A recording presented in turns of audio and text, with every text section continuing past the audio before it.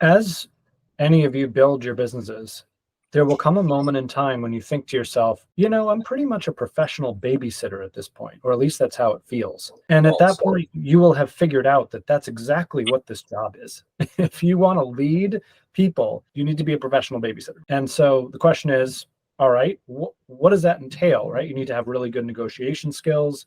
You need to have really good communication skills, being able to bring people to the table and help them work it out amongst themselves, help invest in people so they can be better, more mature leaders of their own lives, and maybe even of other people within the organization. So let's go back to the basics here at the very top, which is for all of you, right? I encourage you all to think very long and hard about what is your leadership style? What kinds of things do you believe about the way people should behave in your organization, and always start by communicating that. So I could see a scenario in this particular instance, Brian, where you bring one or the other. You got to figure out which one is the instigator here, right? You bring him into the conversation and you say, hey, I love that you're here. I want to invest in all my employees. I think this company has a bright future, and I think you have a bright future. In order for us all to achieve that, here are the kind of things that I'm looking for in you and in everyone else.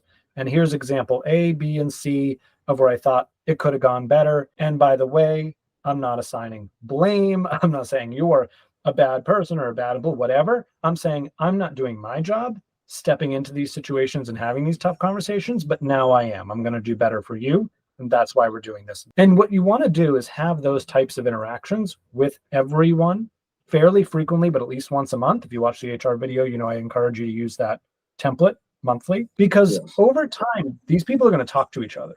And what you want them to be able to say is, you know what, Brian maybe forces me to think I'm not doing my job well, but he's fair. He says the same thing to everyone. He keeps telling me he wants me to succeed, and I think he really does. And you can't control the number of people that stay with you over time in the business. In fact, most of the people that launch this thing with you in the early days will not be with you at the end. That's just statistically true. But throughout that time, who will be there is you.